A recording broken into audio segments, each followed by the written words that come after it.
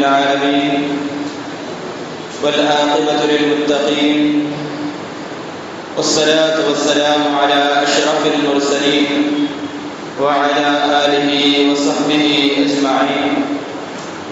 أما بعد، فقد قال الله تبارك وتعالى في القرآن الكريم: فأعوذ بالله من الشيطان الرجيم. بسم الله الرحمن الرحيم.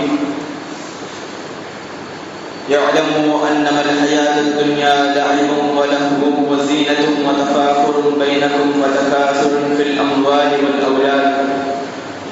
صدق الله العظيم. وقال نبينا محمد رسول الله صلى الله عليه وسلم: حجبت النار بالشهوات وحجبت الجنة بالمكاره، أو كما قال عليه الصلاة والسلام: سبحانك لا علم لنا إلا ما علمتنا إنك أنت العليم الحكيم. رب اشرح لي صدري ويسر لي أمري واحلل عقدة من لساني يفقهوا قولي. رضينا بالله ربا وبالإسلام دينا وبسيدنا محمد رسول الله صلى الله عليه وسلم نبيا ورسولا وبشيخنا محي الدين عبد القادر الجيلاني قدس الله سره العزيز شيخا مرشدا. الصلاة والسلام عليك يا سيدي يا رسول الله، خذ بيدي قد حيلتي أدركني مرادي يا رسول الله يا شفيع المذنبين. اللهم صل وسلم وبارك عليه. புகழனைத்தும் ஏகவல்லோனாம் அல்லாஹ் ஒருவனுக்கே உரித்தாகுக. அவரின் சாந்தியும் சமாதானமும் நம் உயிரினும் மேலான கண்மணி நாயகம் முஹம்மது ரசூலுல்லாஹி ஸல்லல்லாஹு அலைஹி வஸல்லம் அன்னவர்களின் மீதும், அன்னவர்களின் சத்திய வரியை சற்றும் சருகாமல் பின்பற்றிய சத்திய சஹாபாக்கள், தாபியீன்கள், தபு தாபியீன்கள், நல்லவர்கள், நாதாக்கள், ஷுஹதாக்கள், வலிமார்கள், குறிப்பாக ஜும்ஆவுடைய கடமையை நிறைவேற்றுவதற்காக வேண்டி முன்கூட்டியே வருகின்றிருக்கும் நம் அனைவரின் மீதும் இன்னும் வரவிருப்பவர்கள் மீதும் அல்லாஹ்வின் சாந்தியும் சமாதானமும் என்றென்றும் வந்து சேரட்டுமாக. ஆமீன். சங்கைக்கும் மிகுந்த மேன்மைக்கும் கூடிய அல்லாஹ் தஆலாவுடைய மேலான நல்லடியார்களே, நாம் இருக்கக்கூடிய இந்த ஜும்ஆ முஹர்ரத்துடைய 2வது ஜும்ஆவில் நாம் இருக்கிறோம். இந்த ஜும்ஆ நன்னாளில் பொருட்டினால் அல்லாஹ் தஆலா நாம் செய்த எல்லா விதமான நல்ல அமல்களையும் கபூல் செய்திருவானாக. நாம் செய்த அமல்களில் இருக்கக்கூடிய குற்றங்குறைகளை நிவர்த்தி செய்து அதை பரிபூர்ண அமலாக அல்லாஹ் தஆலா ஆக்கி தந்தருவானாக. நாம் தெரிந்தும் தெரியாமலும் ரகசியமாகவும் பகிரங்கமாகவும் செய்துவிட்ட அனைத்து விதமான சிறிய பெரிய குற்றங்குறைகளை தவறுகளை அல்லாஹ் தஆலா அதை மறைத்து மன்னித்தருள் புரிவானாக என்ற நல்ல துஆவுடன் கூறுகின்றேன். சங்கைக்குரியவர்களே, கடந்த வாரம் கண்மணி நாயகம் முஹம்மது ரசூலுல்லாஹி ஸல்லல்லாஹு அலைஹி வஸல்லம் அன்னவர்களுடைய புனித குடும்பத்தாராகிய அஹ்லு பைத்துகளை பற்றி பார்த்தோம். அந்த அஹ்லு பைத்துகளில் குறிப்பாக 2 பேர், சையதுனா அலியுல் முர்ததா ரலியல்லாஹு தஆலா, சையதுனா இமாம் ஹுசைன் ரலியல்லாஹு தஆலா, இந்த இருவருடைய ஷஹாதத் இருக்கிறது.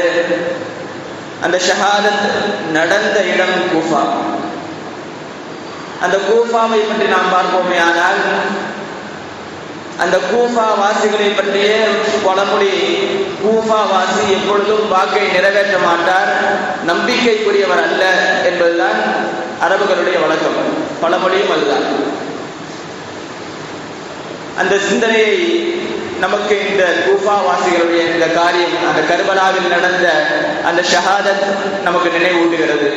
அதே போன்று அந்த கூஃபா மட்டும் இல்லாமல் அந்த நிகழ்விலிருந்து நமக்கு கிடைக்கக்கூடிய பாடம் என்னவென்று சொன்னால், கூஃபா மட்டுமல்ல, இந்த உலகம் முழுவதும் அப்படித்தான். இந்த உலகத்தில் யாரையும் நம்ப முடியாது. எந்த விதத்தில் நாம் நம்பிக்கை வைத்தாலும் அந்த நம்பிக்கைக்கு மோசடி செய்யக்கூடியவர்களாகவே இந்த உலகத்தை சார்ந்தவர்கள் இருப்பார்கள். மறுமையை சார்ந்தவர்கள் அப்படி அல்ல. இந்த உலகத்தை சார்ந்து வாழக்கூடியவர்கள் யாரெல்லாம் இருக்கிறார்களோ அவர்கள் எல்லாம் நமக்கு நம்பிக்கை துரோகம், நம்பிக்கை மோசடி செய்யக்கூடியவர்களாகத்தான் இருப்பார்கள். நாம் செல்வத்தை நம்புகிறோம், உலகத்தை சார்ந்த செல்வத்தை நம்புகிறோம். அந்த செல்வம் நம்மை நடுத்தெருவில் நிறுத்தி விடுகிறது. அதே போன்று நம்முடைய பிள்ளைகளை நம்புகிறோம். அந்த பிள்ளைகள் சில நேரங்களில் நம்முடைய வளர்ப்பு சரியாக இருந்தால் நல்ல முறையில் வளரும். அதே கொஞ்சம் தவறி போனால், இன்னும் சில பேர் இருக்கிறாங்க நல்ல முறையா வளர்ந்திருப்பாங்க, ஆனாலும் கூட அந்த பிள்ளைகள் அவர்களை உதாசீனம் செய்கிறது. அந்த பிள்ளைகள் மீது வைத்திருக்கிற நம்பிக்கைகளை அந்த பிள்ளைகள் உடைத்தெறுகிறார்கள். நாம் சில நண்பர்களை, குடும்பத்தார்களை நம்புவோம், சிலர்களை வியாபாரத்தில் நம்புவோம். எல்லா விதமான நம்பிக்கையும் இந்த உலகத்தை சார்ந்தவர்களிடத்தில் நாம் வைக்கக்கூடிய நன்மைகள், அதே போல அந்த நம்பிக்கைகள் அனைத்தும் மோசடி செய்யப்படக்கூடியது. நாம் வைக்கக்கூடிய நம்பிக்கைகளில் நமக்கு பிரயோஜனம் தரக்கூடியது. அந்த நம்பிக்கை கடைசி வரை காப்பாற்றக்கூடியவர்கள் யார் என்று சொன்னால், ஒன்று அல்லாஹ், மற்றொன்று அல்லாஹ்வை சார்ந்து வாழக்கூடியவர்கள், அல்லாஹ்வுடைய நேசர்கள்.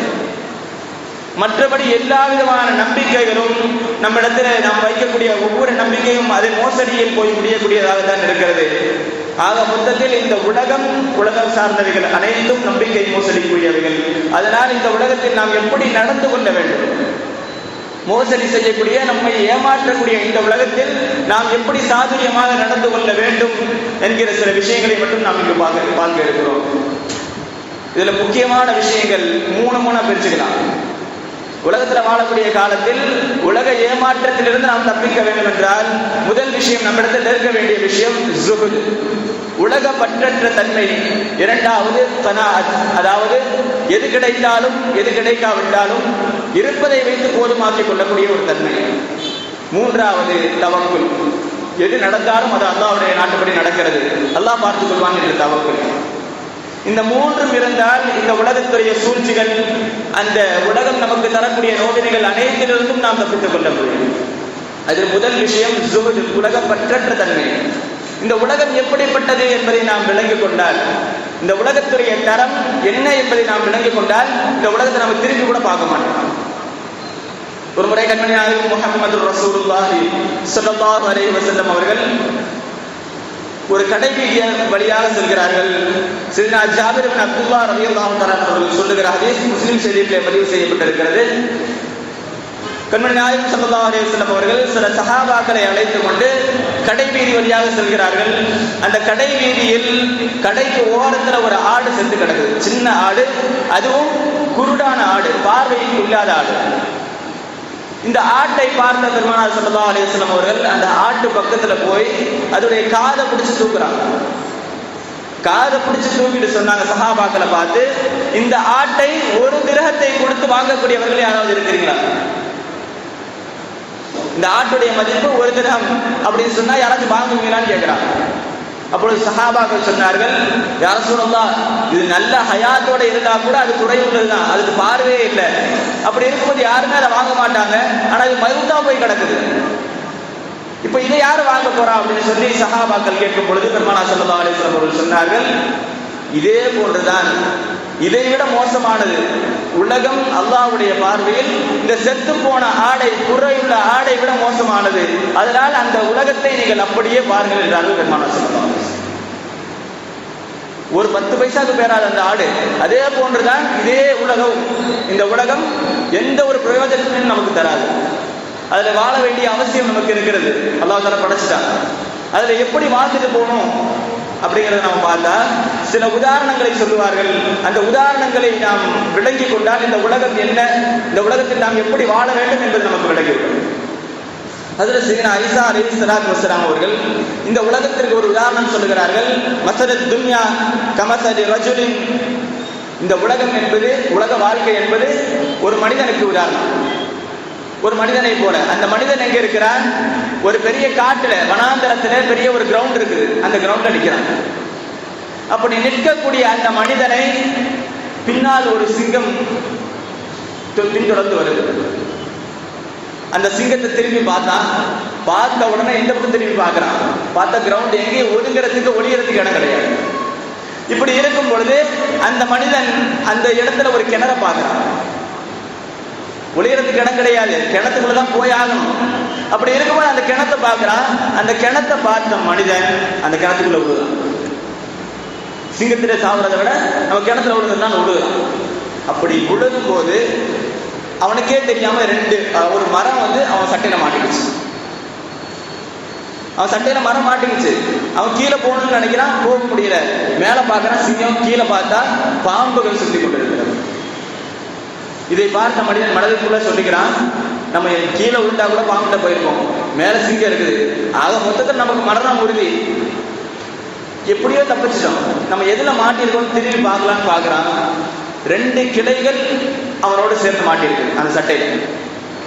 சரி, அதோடைய அசல், அதாவது அதோடைய வேரை பிடிச்சிடலாம், அந்த வேரை பிடிச்சா நம்ம தப்பிச்சிடலாம்னு சொல்லி பார்க்கறான். அந்த வேர் எதுல இருக்குன்னு சொன்னா அதுவும் இன்னொரு 2 கிளைகளோடு சேர்ந்து இருக்குது. இப்ப இந்த 2 கிளைக்கு மேலேயே 2 எலி இருக்குது. 2 எலி, ஒன்னு கருப்பு எலி, இன்னொன்னு வெள்ளை எலி. அந்த 2 எலிகளும் என்ன செஞ்சுட்டு இருக்குன்னு சொன்னா, அவன் எதுல மாட்டி இருக்கிறானோ அந்த கிளைய சாப்பிட்டுட்டு இருக்குது, கடிச்சு கடிச்சு தின்று இருக்குது. அது கடிச்சு தின்றுச்சுன்னு சொன்னா அந்த கிளை உடனே கீழே விழுந்துடும். இப்படி ஒரு நிலைமையில் அந்த மனிதன் பரிதவித்துக் கொண்டிருக்கிறான். அப்படி இருக்கும் பொழுது அதே நேரத்தில் அந்த கிளைகளில் இருக்கக்கூடிய சில பழங்களை பார்க்கிறான். அந்த பழங்களை எடுத்து சாப்பிட்றான். சாப்பிடும்போது நான் என்ன நிலைமையில இருக்கிறேன், நான் அந்த மவுத்துடைய நிலைமையில இருக்கிறேன், கீழே விழுந்தா மவுத்தா போயிடும் அப்படிங்கிற நிலைமையில இருக்கிறேன். அந்த நிலைமையெல்லாம் உணராம அந்த பழத்தை பார்த்த உடனே அதை எடுத்து சாப்பிட்றான். சாப்பிட்டு இருக்கும்போது என்ன நடக்குதுன்னே தெரியல. கடைசியில அந்த எலி அந்த கிளையை ஃபுல்லா சாப்பிட்டு முடிக்குது. கருப்பு எலியும் வெள்ளை எலியும் சாப்பிட்டு முடிக்குது. அவன் நேரா கீழே விழுந்து மவுத்தாகிறான். இதை சொல்லிட்டு ஈசா அலைஹிஸ்ஸலாம் சொன்னாங்க, மேல ஒண்ணு துரத்திட்டு வந்துச்சு சிங்கம், அந்த சிங்கம் மலக்குல் மௌத். அந்த சிங்கம் மலக்குல் மௌத். அவன் தேடி பார்த்தான், எங்கேயாச்சும் விழுகிறதுக்கு இடம் இருக்காங்க, இடமே கிடையாது. கடைசியில் ஒரு கிணத்தை பார்த்தான், அந்த கிணத்துக்குள்ள விழுகிறான். அந்த விழுகும் போது அந்த கிளை மாட்டிட்டு இருந்துச்சு இல்லையா, அந்த கிளை பிடிச்ச கிளை வந்து அவனுடைய அஜல், அவனுடைய ஆயுள், அந்த ஆயுள் அவனை பிடிச்சிருக்கு. அதே நேரத்தில் அவனோடு வந்த அந்த 2 கிளைகளுக்கு மத்தியில எலி சாப்பிட்டு இருந்துச்சு இல்லையா, கருப்பு எலி வெள்ளை எலி, அது இரவும் பகலும் இவனுடைய ஆயுளை சாப்பிட்டு கொண்டிருக்கிறது. அவன் தெரியாமல் அந்த பழத்தை எடுத்து சாப்பிட்றான் இல்லையா. சாப்பிடும் போது என்ன நடக்குதுன்னு தெரியல, எப்படி நாம சாவ போறோம், நம்ம என்ன செய்யணும் அப்படிங்கிறது புரியாம அதை சாப்பிட்றான் இல்லையா. அதுதான் துன்யா. அந்த மாதிரிதான் மனுஷன் துனியால வாழ்ந்துட்டு இருக்கிறான். நம்ம அஜல் முடியுது, நம்முடைய தவணை முடிய போகுதுங்கிறது தெரியாமே அவன் வாழ்ந்துட்டு இருக்கிறான். கடைசியில் அது சாப்பிட்டு முடிச்சிருது, அந்த இரவும் பகலும் சேர்ந்து அந்த கிளையை சாப்பிட்டு அவனுடைய அஜலம் ஃபுல்லா முடிச்சிருது. கடைசியில் அவன் ஒழுங்கா போயிடலாம். அதே நேரத்தில் கீழே பாம்புகள் இருக்குது இல்லையா, அந்த பாம்புங்கிறது நரகம். ஒருவேளை அந்த கிளையில மாட்டாம அந்த அஜல்ல இருந்து தப்பிச்சு சாப்பிடணும்னு நினைச்சா, அதாவது தற்கொலை உதாரணம் சொல்றாங்க, உள்ள போய் விழுந்திருந்தா அவன் செத்துருப்பான், செத்தா நேரம் எங்க போவான், நரகத்துக்கு போயிருப்பான். அதே அந்த பாம்புக்கு உதாரணம் என்னன்னு சொன்னா நரகம்னு சொல்றாங்க. ஆக மொத்தத்துல இந்த உலக வாழ்க்கை என்பது அற்ப இன்பத்தை பார்த்து நம்முடைய அஜல், நம்ம எதற்கு வந்தோம், எப்படி தப்பிக்கிறோம், இந்த உலக வாழ்க்கையிலிருந்து எப்படி தப்பிக்கிறோம் அப்படிங்கறத மறந்து வாழக்கூடிய வாழ்க்கை தான் இந்த உலக வாழ்க்கைன்னு சொல்லி ஈசா அலைஹிஸ்ஸலாம் அழகான உதாரணத்தை சொல்லுவார்கள். ஆக மொத்தத்தில் நம்முடைய உலக வாழ்க்கை என்பது அற்ப இன்பங்களை நோக்கி சென்று கொண்டிருக்கிறது. அதிலிருந்து நாம் நம்மை காத்துக் கொள்ள வேண்டும். இன்னும் சொல்ல போனால் இந்த உலக வாழ்க்கையில் நமக்கு மறுமைக்கான தேவைகள் என்ன என்பதை தெரிந்து உணர்ந்து அதற்கான பணிகளை, அதற்கான அமல்களை நாம் செய்து கொள்ளாவிட்டால் அவர்களுக்கு உதாரணத்தையும் அல்லாஹ் தஆலா குர்ஆனிலே சொல்லுகிறான். கமதலி, அதாவது ஒரு மலைக்கு உதாரணமாக, ஒரு மலை, அந்த மலை வானத்துக்கு பெய்யுது இல்லையா மழை, அந்த மலைக்கு உதாரணம். இந்த உலக வாழ்க்கைங்கிறது மலைக்கு உதாரணம். ஒரு விவசாயி, ஒரு காபிரான விவசாயி, அவன் பார்க்கிற எல்லா விஷயத்தையும், விளைச்சல் நடக்கிறத பார்க்கறான், அதுல நமக்கு ஏதாச்சும் கிடைக்கும்னு நினைக்கிறான். அப்படி நடக்கும் பொழுது ஒரு மழை வருது, அந்த மழை மழை பெஞ்சு அதிகமான மழை பெய்யும்போது என்ன ஆகும், பயிர் தான் நாசமாகும். அதே போன்றுதான் இந்த உலக வாழ்க்கையும். அந்த அற்ப இன்பங்களை எண்ணி அந்த காபிர் நமக்கு கிடைக்கும் நினைச்சிட்டு இருப்பான். ஆனா அல்லாஹ் அந்த உலக வாழ்க்கையை எப்படி வச்சிருக்கிறான், அந்த இன்பத்தை எல்லாம் அளிக்கக்கூடிய ஒரு மலையாக அல்லாஹ் ஆக்கி வச்சிருக்கிறான். அப்படி இருக்கும் பொழுதும் கூட உங்களுடைய வாழ்க்கையில் நன்மைகளை தேடிக்கொள்ளுங்கள். இந்த அற்ப இன்பங்களை நினைத்து நீங்கள் வாழ்ந்து விட்டால் அதற்கான தண்டனை என்ன, வலஹு அஸாபுன் ஷதீத், அவருக்கு கடுமையான தண்டனை இருக்கிறது என்பதாக அல்லாஹ் தஆலா சொல்றான். அதே நேரத்தில் அடுத்த வார்த்தையை சொல்றான், நீங்கள் அதிலிருந்து தப்பித்து யார் மறுமைக்கான விஷயங்களை தேடிக்கொள்கிறார்களோ அவர்களுக்கு சொர்க்கம் உண்டு, அவர்களுக்கு அல்லாஹ் தஆலா சொர்க்கத்தை அல்லாஹ் தஆலா தருகிறான் என்பதாக சொல்லிவிட்டு சொல்லுகிறான். கடைசியாக இந்த ஆயத்து முடியும் பொழுது வர்ற வார்த்தை என்னன்னு சொன்னா, இந்த உலகத்தில் வாழக்கூடிய வாழ்க்கையில் நீங்கள் அனுபவிக்கக்கூடியவர்கள். வமல் ஹயாத்து துன்யா இல்லா மதாஉல் குரூர். இந்த உலக வாழ்க்கை உங்களை ஏமாற்றக்கூடியது என்பதாக குர்ஆனில் அல்லாஹ் தஆலா வசனத்தை முடிப்பான். அதற்கு முன்னால் சில விஷயங்களையும் அல்லாஹ் தஆலா பேசுகிறான். என்னவென்று சொன்னால், நம்முடைய வாழ்க்கை இந்த ஒரு பாட்டு கூட இருக்கு இல்லையா, 8 மனுஷனுடைய வாழ்க்கையை 8 பிரிச்சுக்கோங்க அப்படின்னு சொல்லுவாங்க. ஆனால் இதே நேரத்தில் இந்த வசனத்தில் அல்லாஹ் தஆலா சொன்ன ஒரு விஷயம் என்னன்னு சொன்னா, 5 விஷயமாக 5 8களாக வாழ்க்கையை பிரிச்சுக்கணும்.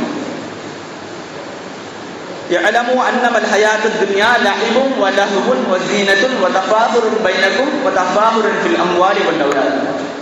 இது 5 விஷயத்தை அல்லாஹ் தஆலா சொல்றான். இந்த உலக வாழ்க்கை என்பது வீண் விளையாட்டு, வேடிக்கை, ஜீனத் அதாவது அலங்காரம், அதே போன்று பெருமை, அதற்கு அடுத்ததாக சொல்லக்கூடிய விஷயம் செல்வத்தை தேடிக்கொள்ளக்கூடிய, இன்னும் குழந்தை செல்வங்களை தேடிக்கொள்ளக்கூடிய ஒரு இடம். இந்த 5 விஷயத்தையும் அல்லாஹ் தஆலா சொல்றான். இமாம்கள் சொல்லுவார்கள், இந்த 5 விஷயமும் 8 விஷயமாக பிரியும். அதாவது இந்த 5 விஷயத்தையும் அல்லாஹ் தஆலா 8 பிரித்து வைத்திருக்கிறான். முதல் 8 வாழக்கூடிய வாழ்க்கை இருக்கு இல்லையா, ஒரு மனுஷன் வாழக்கூடிய வாழ்க்கையில முதல் 8 வருஷம் வாழக்கூடிய வாழ்க்கை லைவ் விளையாட்டு, சின்ன பிள்ளை விளையாடிட்டு தான் இருக்கும். 8 வயசு வரையும் விளையாட்டுடைய பருவம் என்று சொல்லுகிறார்கள். அதற்கு அடுத்ததாக சொல்லுகிறார்கள் வல்லஹு. அடுத்த 8 வயசுல இருந்து 16 வயசு வரைக்கும் வாழக்கூடிய வாழ்க்கை லஹு, வீண் வேடிக்கை. அடுத்ததாக சொல்லுகிறார்கள் ஜீனத். அதுக்கடுத்து 16 வயசுல இருந்து 24 வயசு வரைக்கும் அலங்காரம், ஸ்டைலா சுத்திட்டு இருக்கிறாங்க இல்லையா, அந்த வாழ்க்கை. அதற்கடுத்ததாக சொல்லுகிறார்கள் 24ல இருந்து 32 வரைக்கும் பெருமைக்குரிய வாழ்க்கை. இது செஞ்சாலும் அந்த பெருமையை பார்த்துட்டு இருப்பான். அதற்கடுத்து வாழக்கூடிய வாழ்க்கை 32ல இருந்து 40 வயசு வரைக்கும் வாழக்கூடிய வாழ்க்கை குழந்தை செல்வங்களையும் உங்களுடைய பொருள் செல்வங்களையும் தேடிக்கொள்ளக்கூடிய காலம் என்பதாக சொல்லிவிட்டு சொல்கிறார்கள். இந்த 40 முடியும் பொழுது எல்லாத்தையும் முடிச்சுட்டு கடைசியில் எங்கே போயிடணும், மறுமைக்கான வாழ்க்கைக்கு போயிடணும் சொல்றாங்க. இந்த 40 கடந்தும் கூட யார் உலக வாழ்க்கையில் உலக ஆசாபாசங்களில் சுற்றித்திருக்கிறார்களோ அவர்களுக்கு மறுமையில் பெரும் நஷ்டம் ஏற்படும் என்பதாக சொல்கிறார்கள். ஆக இந்த ஒரு விஷயம், இந்த 40 வயசை கடந்தும் யார் உலகத்துல மூழ்கி இருக்கிறாங்களோ கடைசியில் அவங்க நஷ்டவாடியா போவாங்க. ஆக இந்த உலக வாழ்க்கை என்பது நம்ம இடத்துல எப்படி பார்க்கப்பட வேண்டும் என்பதை ஈசா அலைஹிஸ்ஸலாம் சொல்லிட்டாங்க. ரசூலுல்லாஹி ஸல்லல்லாஹு அலைஹி வஸல்லம் உலகத்துக்கு உதாரணமாக செத்து போன ஆட்டை சொல்றாங்க. அப்படி இருக்கும் பொழுது இந்த உலகத்தின் மீது நாம் ஆசை கொள்ளக்கூடிய ஆசைகள் என்பது தேவையில்லாத விஷயங்கள். இன்னும் சொல்ல போனால் சொல்லுவார்கள் கண்மணி நாயகம் ஸல்லல்லாஹு அலைஹி வஸல்லம் அவர்கள், அபூ ஹுரைரா ரலியல்லாஹு தஆலா அவர்கள் சொல்லுகிறார்கள், மனிதன் என்ன சொல்லுகிறான், மாலி மாலி, என்னுடைய சொத்து, என்னுடைய சொத்து சொல்லிட்டு இருக்கிறான். அந்த மால், அந்த செல்வம் சொல்லுகிறது இன்னமா லஹு மின் மாலிஹி, அந்த செல்வத்திலிருந்து அவனுக்கான செல்வம் என்ன, சேர்க்கிறது எல்லாம் எனக்கான செல்வம் சேர்த்துட்டு இருக்கிறான். ஆனால் யதார்த்தத்தில் பெருமானார் ஸல்லல்லாஹு அலைஹி வஸல்லம் சொல்லுகிறார்கள், அவன் சேர்க்கக்கூடிய செல்வங்களில் அவனுக்கு பிரயோஜனம் தரக்கூடியது 3 தான். முதல் விஷயம் அவன் சாப்பிடக்கூடியது, அவன் எதை உட்கொண்டானோ அது. 2வது அவன் எதை உடுத்தினானோ அது. 3வது எதை அவன் தர்மமாக கொடுத்தானோ அது. இந்த 3ஐ தவிர செல்வத்தில் உலக ஆதாயத்தில் எந்த ஒரு பிரயோஜனமும் இல்லை என்பதாக பெருமானார் ஸல்லல்லாஹு அலைஹி வஸல்லம் சொல்வார்கள். இந்த 2 விஷயம் இருக்கு இல்லையா, முதல் விஷயம் சாப்பிட்றது நமக்கு கிடைச்சிடும், உடுத்துறது கிடைச்சிருச்சு. அதே போன்று நாம் கொடுக்கக்கூடியது நாளை மறுமையில் நமக்கு கொடுக்கப்படும். இதை தவிர மற்ற எல்லா விஷயங்களும், உலகில் நீங்கள் ஆசைப்படக்கூடிய ஒவ்வொரு விஷயம் அனாவசியமான விஷயம் என்பதாக பெருமானார் ஸல்லல்லாஹு அலைஹி வஸல்லம் சொல்லுகிறார்கள். அந்த விஷயத்தை சொல்லிவிட்டு சொல்கிறார்கள், அல்ஹாக்கும் தகாசுர், உங்களுடைய ஆசைகள் அதிகரித்துக் கொண்டே செல்லும். ஹத்தா ஸுர்துமுல் மகாபிர், நீங்கள் கபறுகளை சந்திக்கும் வரை. இதுல இன்னொரு விஷயத்தை சேர்த்து சொல்லுவாங்க உலமாக்கள், நீங்கள் கபறுகளை ஜியாரத்து செய்யும் வரை என்பதாகவும் சொல்வார்கள். ஏன்னா பெருமானார் ஸல்லல்லாஹு அலைஹி வஸல்லம் சொல்லுவாங்க, கபறுகளை நீங்கள் ஜியாரத் செய்யுங்க, அந்த ஜியாரத் செய்வதை நான் முன்னால் தடுத்திருந்தேன், இப்பொழுது அனுபவிக்கிறேன். காரணம் என்னவென்று சொன்னால், அந்த கபருடைய ஜியாரத் என்பது உங்களை மறுமையுடைய வாழ்க்கைக்கு ஞாபகப்படுத்தும். கபருடைய ஜியாரத் மறுமையுடைய வாழ்க்கையை உங்களுக்கு ஞாபகப்படுத்தும் என்பதாக பெருமானார் ஸல்லல்லாஹு அலைஹி வஸல்லம் சொல்வார்கள். ஆனால் இன்றைய நிலை, தன்னுடைய பெற்றோர்களை கூட ஜியாரத் செய்யாத பிள்ளைகளை நாம் பார்க்கிறோம். ஆக அல்லாஹ் தஆலா இந்த ஒரு நிலையிலும் நம் அனைவரையும் பாதுகாத்தல்வானாக. அதே போன்று இந்த உலக வாழ்க்கையில் நாம் சேர்க்கக்கூடிய செல்வங்கள் எல்லாம் நமக்கு நிரந்தரம் என்று நினைத்துக் கொண்டிருக்கிறோம். அது நிரந்தரம் இல்லை. நம்மகிட்ட இருக்கிற ஒரு மைனஸ் பாயிண்ட் என்னன்னு சொன்னா, நல்ல விஷயம் நமக்கு கிடைக்கும் போது சந்தோஷப்படுவோம், அந்த விஷயம் போகும்போது நம்ம அழுவோம். அது போகும்போது, செல்வம் போகும்போது ரொம்ப மன உளைச்சலுக்கு ஆளாயிடும் இல்லையா? இப்படி இருக்கிறவங்களுக்கு உதாரணம் என்னன்னு சொன்னா, இப்படி இருக்கிறதுங்கிறது அல்லாஹ்விடத்துல எவ்வளவு கோபத்திற்கும் சாபத்திற்கும் உரியது என்று சொன்னார். அல்லாஹ் ஒரு விஷயத்தை கொடுக்கும் போது சந்தோஷப்படுறீங்க, ஆனா அவன் தான் கொடுத்தது, அவன் தான். அதே கொடுத்த அந்த இறைவன் எடுக்கும் பொழுது ஏன் கவலைப்படுறீங்க? கவலைப்படக்கூடாது. என்ன சொன்னா, ஃபர்ஸ்ட் நம்ம சம்பாதிக்கும் போது அது அல்லாஹ் தான் கொடுத்தான், அதே மாதிரி அதை எடுக்கும் போது அல்லாஹ் தான் எடுக்கிறான். இதுல நமக்கான பங்கு என்ன? ஒரு பங்கும் கிடையாது. அதனால் அவன் எதை கொடுத்தானோ, எதை கலாகதிரிலே விதித்திருக்கிறானோ அதை பொருந்தி கொண்டு வாழ்வதுதான் நமக்கு சிறப்பு. அதே நேரத்தில் அதை விட்டு நாம் நிராசையானால், அவன் எடுக்கும் பொழுது நம்ம அழுதாலோ, அவன் மீது கோபப்பட்டாலோ, திட்டினாலோ நமக்கான தண்டனை என்னவென்று சொன்னால், சூரத்துல் யாசீனுடைய தஃசீரில் எழுதுவார்கள், ஈசா அலைஹிஸ்ஸலாம் அவர்கள் ஒரு ஊரை கடந்து செல்கிறார்கள். அந்த ஊரை கடந்து செல்லும் பொழுது, அந்த ஊர்ல பாதையில போகும் பொழுது எல்லாமே செத்து போய் கிடக்குறாங்க, மையத்தா கிடக்குறாங்க. எந்த அளவுக்கு மையத்தா கிடக்குறாங்கன்னு சொன்னா, அவங்களை எடுத்து அடக்கம் செய்யறதுக்கு கூட ஆள் இல்லை. அந்த அளவுக்கு எல்லாமே ஊர்ல இருக்கிற எல்லாம் மூத்தாயிட்டாங்க. இந்த நிலையை பார்த்த ஈசா அலைஹிஸ்ஸலாம் அவர்கள் ஆச்சரியத்தோடு அல்லாஹ்விடத்துல துஆ கேட்கிறார்கள், யா அல்லாஹ், என்ன நடந்தது? எந்த ஒரு மனிதரும் இங்க ஹயாத்தா இல்லை, என்ன விஷயம் அப்படின்னு சொல்லி கேட்கும் பொழுது அல்லாஹ் தஆலா வஹி இறக்குனானா, நீங்கள் இரவு வரை அங்க காத்திருங்க. ஈசா அலைஹிஸ்ஸலாம் இந்த இடத்துல நிற்க மாட்டாங்க, சுத்திட்டே தான் இருப்பாங்க. ஆனால் அல்லாஹ் தஆலா அந்த இடத்துல சொல்றான், நீங்க இரவு வரை அங்க காத்திருங்க. இரவு வரை காத்திருந்து அங்க இருப்பவர்களை நீங்கள் அழையுங்கள். அவர்களை அழைக்கிறார். அவங்க அழைக்கும் பொழுது அவங்க எந்திரிச்சு வருவாங்க. எந்திரிச்சு வரும்போது அவங்கள்ட்ட கேளுங்க, அவங்க பதில் சொல்லுவாங்க அப்படின்னா. அப்படி இருக்கும் பொழுது ஈசா அலைஹிஸ்ஸலாம் அங்க தங்குறாங்க. இரவு நேரம் வருகிறது. அல்லாஹ் சொன்னது போல் அந்த மக்களை அழைக்கிறார்கள். அந்த மக்களிலிருந்து ஒரே ஒருத்தர் மட்டும்தான் எந்திரிச்சு வராரு. அந்த மக்கள்ல ஒரே ஒருத்தர் மட்டும்தான் எந்திரிச்சு வராரு, மற்ற யாருமே வரல. இவருக்கு ஈசா அலைஹிஸ்ஸலாத்துக்கு ஆச்சரியம். அதுக்கு மேல ஒரு விஷயம் என்னன்னு சொன்னா, எப்படி மவுத் ஆனாங்க அப்படிங்கறத தெரிஞ்சுக்கணும். முதல்ல கேட்கறாங்க, என்ன நடந்ததுன்னு கேட்கறாங்க. அப்படி கேட்கும் பொழுது ஈசா அலைஹிஸ்ஸலாம் இடத்துல அந்த மனிதர் சொல்லுகிறார், இவர்கள் இரவு தூங்கும் பொழுது ஆஃபியத்தோடு சலாமத்தோடு தூங்கினாங்க, ஆனா காலைல எந்திரிக்கும் போது மவுத் ஆயிட்டாங்க. இதற்கான காரணம் என்ன? லிமாதா, இதற்கான காரணம் என்ன என்பதாக ஈசா அலைஹிஸ்ஸலாம் அவர்கள் கேட்கும் பொழுது அந்த மனிதர் சொன்னார், இவர்கள் செல்வம் வரும் பொழுது சந்தோஷப்பட்டாங்க, அல்லாஹ் தஆலா செல்வத்தை கொடுக்கும் பொழுது சந்தோஷப்பட்டார்கள். அதே செல்வம் இவர்களிடமிருந்து போகும் பொழுது அழுது கண்ணீர் வடித்தார்கள். செல்வம் வரும் பொழுது சந்தோஷம், அதே நேரத்தில் அந்த செல்வம் போகும் பொழுது கண்ணீர் வடிக்கிறாங்க, அந்த செல்வத்தை நினைச்சு கவலைப்படுறாங்க. இதை பார்த்த இறைவன், நான் கொடுத்தது என்னுடைய அதிகாரம், அதை எடுப்பதும் என்னுடைய அதிகாரம், இதில் உங்களுக்கான விஷயம் என்ன என்பதாக சொல்லி அல்லாஹ் தஆலா அந்த இடத்துல எல்லாத்தையும் மௌத்தாக்கிட்டாங்க. இந்த விஷயத்தை சொல்லி முடிக்கிறாங்க. முடிக்கும் பொழுது ஈசா அலைஹிஸ்ஸலாம் அடுத்த கேள்வி கேட்கிறாங்க, அல்லாஹ் தஆலா நீங்க போய் கூப்பிடுங்க எல்லாம் வருவாங்கன்னு சொன்னாங்க, யாருமே வரலையே, நீங்க மட்டும் தான் வந்திருக்கிறீங்க, ஒரு ஆள் மட்டும் தான் வந்திருக்கிறீங்க, எதனால யாரும் வரல அப்படின்னு சொல்லி கேட்கும் பொழுது அந்த இடத்துல அந்த மனிதர் சொன்னார், அவர்கள் எல்லாம் நரக படுகொலியில் தள்ளப்பட்டிருக்கிறார்கள். அது மட்டும் இல்லாமல் பெரும் பெரும் கூட்டுகளை கொண்டு அவர்களுடைய கைகளையும் கால்களையும் அல்லாஹ் தஆலா பூட்டி வைத்திருக்கிறான், அதனால அவர்கள் வரவில்லை. அப்ப நீங்க மட்டும் எப்படி வந்தீங்க அப்படின்னு கேட்டாங்க. இதுல கவனிக்க வேண்டிய விஷயம் இதுதான். அதாவது அங்க இருந்தவங்க எல்லாம் எந்த விஷயத்தை செஞ்சாங்களோ அதுக்கான தண்டனை அனுபவிக்கிறாங்க. அதே நேரத்தில் இந்த மனிதர் சொல்லுகிறார், நான் அவர்களை சார்ந்தவன் அல்ல, அந்த ஊர்ல இருக்கிறவனா இல்ல, அந்த ஊர் வழியா நீங்க இப்ப கடந்து போனீங்க இல்லையா, அதே மாதிரி நானும் கடந்து போக வந்தேன். அந்த இடத்துல அல்லாஹ் தஆலா அதாபை இறக்கிட்டு இருந்தா அந்த அதாபு எனக்கு இறங்கிடுச்சு. எந்த அளவுக்கு அதாபு? கலாகதிரை, அதாவது கலாகதிரை புரிந்து கொள்ளாதவர்களுக்கு அல்லாஹ் தஆலா கொடுக்கக்கூடிய அதாபு இது. சில விஷயங்களை பேசும் பொழுது ரொம்ப கண்டிக்கிற மாதிரி பேசுற மாதிரி தெரியும், என்னப்பா இப்படி கடுமையா பேசிட்டு இருக்கிறாரு அப்படின்னு நினைக்கலாம். சில விஷயங்களை கடுமையா சொன்னாதான் அந்த விஷயங்கள் நமக்கு பதியும் அப்படிங்கிறதுனால ஒரு கடுமையை காட்டுறேனே தவிர, மற்ற விஷயங்கள் அல்லாஹ்வுடைய ரஹ்மத்து பெருசு, அது வேற. இந்த இடத்துல நம்ம சொல்ல வேண்டிய விஷயம், கவனிக்க வேண்டிய விஷயம், அல்லாஹ்வுடைய அதாபு என்பது நமக்கு வரக்கூடாது என்று இருந்தால் நாம பேணிக்கையா நடந்துக்கணும். குறிப்பா கலாகதிருடைய விஷயத்துல அவர்கள் சொல்லுகிறார்கள், அந்த இடத்தில் நான் அவர்களை போன்று நானும் அழுதவன் கிடையாது, நான் அந்த வழியாக கடந்து போனதற்கு தண்டனையாக அல்லாஹ் தஆலா என்னையும் மௌத்தாக்கிட்டான். நான் நரகத்துடைய ஓரத்தில் நான் தொங்கிட்டு இருந்தேன், அல்லாஹ் தஆலா என்ன நரகத்துடைய ஓரத்தில் தொங்க வச்சிருந்தா, நீங்க கூப்பிட்ட உடனே எனக்கு ஹயாத்து வந்தது, நான் வந்தேன். இன்னும் சொல்ல போனா நான் தப்பிப்பேனா அல்லது அந்த நரகத்துக்கு போவேனான்னு எனக்கு கூட தெரியாது. அந்த அளவுக்கு அல்லாஹ் தஆலா யார் கலா கதிரை புரிந்து கொள்ளாமல் வாழ்கிறார்களோ, அல்லாஹ்வுடைய கலா கதிரை யார் புரிந்து கொள்ளாமல் வாழ்கிறார்களோ அவர்களுக்கான நிலை இது. அல்லாஹ் தஆலா அந்த கலா கதிரை புரிந்து கொள்வதற்கான தௌஃபீகை அல்லாஹ் நம் அனைவருக்கும் தந்தருவானாக. இன்னும் குறிப்பாக சொல்ல போனால், நாம் வாழக்கூடிய வாழ்க்கையில் நம்ம ஒரு விஷயத்தை தேடி அலையணும், துனியாவை தேடி அலையணும்.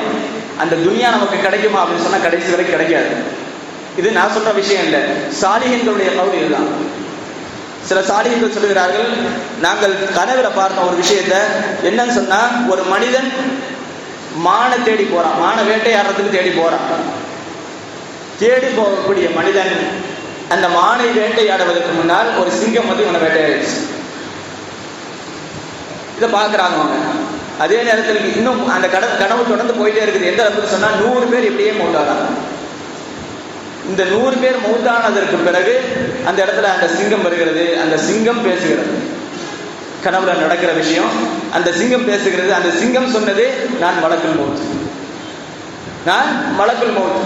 அவர்கள் எதை தேடி போனார்களோ, எந்த மானை வேட்டையாட சென்றார்களோ, எந்த மானை அடைய வேண்டும் என்று சொன்னார்களோ, அந்த மான்கள் தான் இந்த உலகம், இந்த துனியா. அவர்கள் அந்த மானை வேட்டையாடுவதற்கு முன்னால் ஒவ்வொரு மனிதரும் இப்படித்தான். அந்த 100 பேர் மௌத்தானாங்க இல்லையா, அந்த 100 பேருமே இப்படித்தான். அவங்க மட்டும் இல்லை, இந்த உலகத்தில் வாழக்கூடியவர்கள் துனியாவை அடைந்து கொள்ள வேண்டும் என்ற நோக்கத்தில் யார் பயணிக்கிறார்களோ அவர்களுக்கெல்லாம் துனியா கிடைக்காது. நிச்சயமா அல்லாஹ்வுடைய பொருத்தத்தை நாடி பயணிப்போம். அப்படி பயணித்தால் துனியாவும் கிடைக்கும், ஆசிரவத்தும் கிடைக்கும். அதே நேரத்தில் துனியாவை மட்டும் நோக்கமாக கொண்டு பயணித்தோமே ஆனால் நமக்கு கடைசியில் துனியாவும் கிடைக்காது, ஆசிரத்தும் கிடைக்காது. அல்லாஹ் தஆலா அந்த ஒரு நிலையை விட்டு அல்லாஹ் தஆலா நம்ம அனைவரையும் பாதுகாத்தருவானாக. இப்படி பேசிட்டே போறதுனால, அதாவது துனியா வேணாம் வேணாம்னு பேசிட்டு போறதுனால துனியாவை தேடி போகக்கூடாதுன்னு கிடையாது. அதே நேரத்தில் துனியாவையும் தேடிக்கணும். எப்படி தேடணும் அப்படின்னு சொன்னா, கொசு இருக்கு இல்லையா, அல்லாஹ் தஆலா கொசுவை பற்றி குர்ஆன்ல சொல்லும் பொழுது, அல்லாஹ் இன்னல்லாஹ லா யஸ்தஹி அன் யضرب مثلا ما بعوضة فما فوقها. அல்லாஹ் தஆலா கொசுவை உதாரணம் காட்டுவதற்கு கூட தயங்க மாட்டான். அதாவது அந்த கொசுவை கூட உங்களால் படைக்க முடியாது அப்படிங்கிற அளவுக்கு அல்லாஹ் தஆலா பேசுறான். அந்த கொசுவை வைத்து நாம் ஒரு உதாரணத்தை எடுத்துக்கொள்ளலாம். கொசு இருக்கு இல்லையா, இப்போ பெய்ஞ்சிட்டு இருக்கிற மழை பெய்யும் போது கொசு போகும், நினையாது. மழை பெய்ஞ்சிட்டு இருக்கும்போது கொசு வெளியே போகும், ஆனா நினையாது. அல்லாஹ் தஆலா அதுக்கு கொடுத்திருக்கிற சிறப்பு அது. எப்படி மழை துளிகள், எவ்வளவு மழை துளிகள் வந்தாலும் அதிலிருந்து கொசு பூந்து அந்த இதை அடையாமல் போகிறதோ, அதே போன்றுதான் நம்முடைய வாழ்க்கை, துனியாவுடைய வாழ்க்கையும் ஆகிரத்துடைய வாழ்க்கையை நோக்கி நாம் பயணித்துக் கொண்டே இருக்க வேண்டும். அந்த துனியாவில் மூழ்கி விடாமல் நாம் இருக்க வேண்டும். ஒரே ஒரு சின்ன ஒரு உதாரணத்தை சொல்லி நான் முடிக்கிறேன். சாலிஹீன்களில் ஒருவர் உலகத்தை இப்படி வாழணும் அப்படிங்கிறதுக்கு ஒரு சின்ன உதாரணம் வந்து, ஒரு சாலிஹான அடியார் ஒரு எஜமான இடத்துல வேலை செய்கிறாங்க. அப்படி வேலை செஞ்சுட்டு இருக்கும் பொழுது அவருக்கு ஒரு தாய் இருக்கிறாங்க, வயசான தாய். அதே நேரத்தில் அவருக்கு ஒரு பிள்ளையும் இருக்குது. அப்படி இருக்கும் பொழுது அவர் வேலை செஞ்சுட்டே இருக்கிறாரு. கொஞ்ச நாள் போகுது. அப்படி போகும் பொழுது அந்த ஒரு தொழிலாளி, அந்த உழைப்பாளி ஒரு நாள் லீவு போடுறாரு. ஒரு நாள் வேலை செய்யறதுக்கு வரல. இன்னும் கொஞ்ச நாள் போகுது. பார்க்குறாரு எஜமானர் என்ன நினைச்சிட்டாருன்னா, இவருக்கு சம்பளம் பத்தல போல தெரியுது, அதனால வரமாட்டேங்கிறாரு. இவருக்கு சம்பளம் பத்தல போல தெரியுது, அதனால இவர் வரல அப்படின்னு நினைச்சிட்டார். அதே நேரத்தில் அவர் அடுத்த நாள் வரும் பொழுது அந்த எஜமானர் செய்த வேலை ஒரு 15 ரூபா, உதாரணத்துக்கு 15 ரூபா காசு கொடுத்துட்டு இருக்கிறார், சம்பளம் கொடுத்துட்டு இருக்கிறாருன்னு சொன்னா 16 ரூபாவை சேர்த்து கொடுத்தாரு, சில்லற காசு. அப்படி சேர்த்து கொடுக்கும் பொழுதும் அவர் எதுவும் பேசல. கொஞ்ச நாள் போகுது. கொஞ்ச நாள் போய் அடுத்ததும் அவர் லீவ் எடுக்கிறாரு. அப்படி லீவ் எடுக்கும்போது அப்ப எஜமானுடைய மனசுல என்ன தோணுது சொன்னா, நம்ம சம்பளத்தை கூட்டி கொடுத்தோம், ஆனா என்ன சம்பளம் அதிகமா எதிர்பார்க்கிறாரோ, அவ்வளவு அந்த அளவுக்கு ஆயிடுச்சோ அப்படிங்கிற மாதிரி நினைச்சிட்டு என்ன பண்ணிட்டாரு, அடுத்த நாள் வரும் பொழுது எவ்வளவு கொடுத்துட்டு இருந்தாரு, 16 ரூபா கொடுத்துட்டு இருந்தாரு, அதுல இருந்து 1 ரூபா குறைச்சாரு. 15 ரூபா பழைய சம்பளம் தான் கொடுத்தாரு. அதையும் வாங்கிட்டு போயிட்டாரு, எதுவும் பேசல. இப்படியே கொஞ்ச நாள் போகுது. ஆனா அந்த எஜமானனுக்கு ஆச்சரியம், 16 ரூபாய் ஏற்றி கொடுக்கும் போதே எதுவும் பேசல, 15 ரூபா குறைச்சி கொடுக்கும் போதே எதுவும் பேசல. எதனால இப்படி இவர் நடக்கிறார் அப்படின்னு சொல்லி கூப்பிட்டு விசாரிக்கிறாங்க அந்த சாலியான அடியார் இடத்துல. அந்த அடியார் சொன்னார், நீங்க என்னைக்கு 16 ரூபா சேர்த்து கொடுத்தீங்களோ அது என்ன நாள்னு சொன்னா, எனக்கு ஒரு குழந்தை பிறந்தது. எனக்கு ஒரு குழந்தை பிறந்தது. எந்த ஒரு குழந்தை இந்த உலகத்துல பிறந்தாலும் அதற்கான ரிஸ்கை அல்லாஹ் கொடுப்பான். அப்படி இருக்கும் பொழுது நீங்கள் கொடுத்த காசு, ரப்பு எனக்கு கொடுத்த காசு, அந்த ₹1 அந்த குழந்தைக்கான காசுன்னு நான் நினைச்சேன். அதே கொஞ்ச நாள் போகுது. அப்படி போகும் பொழுது அதே நேரத்தில் என்னுடைய தாய் வஃபாத் ஆகிறார். அந்த தாய் வஃபாத் ஆகும் பொழுது அடுத்த நாள் நீங்க ₹15 கொடுத்தீங்க. அந்த ₹15 நான் வாங்கும் பொழுது நான் என்ன நினைச்சேன், என்னுடைய தாய் மௌத்தாயிட்டாங்க, அதற்கான ரிஸ்க் என்னிடத்தில் நிறுத்தப்பட்டு விட்டதுன்னு நினைச்சேன். இதுதான் சாலிஹீன்களுடைய வாழ்க்கை. நமக்கு எது நடந்தாலும் அல்லாஹ் அதை சரியான முறையில் தான் செய்வான் என்கிற நம்பிக்கை நமக்கு வரணும். அல்லாஹ் தஆலா அதற்கான தௌஃபீக்கை அல்லாஹ் தஆலா நம் அனைவருக்கும் தந்தருள்வானாக. இந்த சாலிஹீன்களுடைய வாழ்க்கையை அல்லாஹ் தஆலா நம் அனைவருக்கும் நசீபாக்கி தந்தருள்வானாக. எந்த ஒரு விஷயத்தை அல்லாஹ் தஆலா இந்த உலகத்தில் நமக்கு கொடுத்தாலும் அதை வச்சு பொருந்தி கொண்டு வாழ வேண்டும். அதே நேரத்தில் அந்த உலகத்தில் மூழ்கி விடாமலும் வாழ வேண்டும். இந்த எந்த விஷயங்களை எல்லாம் நாம் இந்த இடத்துல கேட்டோமோ அதை எடுத்து நடக்கக்கூடிய ஒரு தௌஃபீக்கை அல்லாஹ் தஆலா உங்களுக்கும் எனக்கும் நம்மை சார்ந்த அனைவருக்கும் தந்தருள்வானாக. இன்னும் பேச வேண்டிய விஷயங்கள் நிறைய இருக்கிறது. இன்ஷா அல்லாஹ் அடுத்த வாரம் இதை தொடருவோம். குறிப்பாக நம்ம ஆரம்பத்தில் சொன்ன விஷயம், இந்த உலகத்துடைய ஆசாபாசங்களிலிருந்து தப்பிக்கணும்னு சொன்னா 3 விஷயம். முதல் விஷயம் ஜுஹுத், பற்றற்ற தன்மை. உலகத்திலிருந்து பற்றற்ற வாழ்க்கையை வாழணும், உலகத்தோடு மூழ்கி போயிடக்கூடாது. இரண்டாவது விஷயம் கனாஅத், அதாவது அல்லாஹ் தஆலா எதை கொடுக்குறானோ அதை போல்மாக்கிட்டு வாழணும். மூன்றாவது விஷயம், இந்த உலகத்தில் யார் மீதும் நம்பிக்கை வைக்காமல், அதாவது நம்பிக்கை வைக்கக்கூடாதுன்னு சொன்னா நம்பிக்கை இல்லாமல் எதுவும் கிடையாது, அந்த அளவுக்கு ரொம்ப நம்பிக்கையில் மூழ்கிடக்கூடாது. எந்த அளவுக்கு அல்லாஹ் மீது வைக்கக்கூடிய நம்பிக்கை அளவுக்கு யார் மேலே வைக்கக்கூடாது. இன்னும் சொல்ல போனா இந்த உலகத்தில் இருக்கிற எல்லா மேல வைக்கிற நம்பிக்கையை விட அல்லாஹ்வுடைய நம்பிக்கை தான் நமக்கு பெருசா இருக்கணும். இந்த 3 விஷயங்களையும் கடைபிடிக்கக்கூடிய தௌஃபீக்கை அல்லாஹ் தஆலா நம் அனைவருக்கும் தந்தருள்வானாக. இறை இல்லமாம் கஅபா ஷரீஃபையும் இறை தூதரின் பூங்காவனமான ரவுதா ஷரீஃபையும் வாழ்விலே பலமுறை கண்டு தரிசிக்கக்கூடிய பேரின்ப பாக்கியத்தை அல்லாஹ் தஆலா உங்களுக்கும் எனக்கும் நம்மை சார்ந்த அனைவருக்கும் நசீபாக்கி தந்தருள்வானாக. இந்த ஜும்மாவுடைய சபையில் நாம் எப்படி ஒன்று கூடி இருக்கிறோமோ அதே போன்று நாளை மறுமையில் கண்மணி நாயகம் முஹம்மது ரசூலுல்லாஹி ஸல்லல்லாஹு அலைஹி வஸல்லம் அவர்களோடு சொர்க்கத்தில் உயர்ந்த சொர்க்கமான ஜன்னத்துல் ஃபிர்தௌஸ் என்ற சொர்க்கத்திலே அல்லாஹ் தஆலா நம் அனைவரையும் நம்முடைய சந்ததிகளையும் அல்லாஹ் தஆலா ஒன்று கூட்டி அருள்வானாக என்ற நல்ல துஆவுடன் நிறைவு செய்கிறேன். வாஹிரு தஅவானா அல்ஹம்துலில்லாஹி ரப்பில் ஆலமீன்.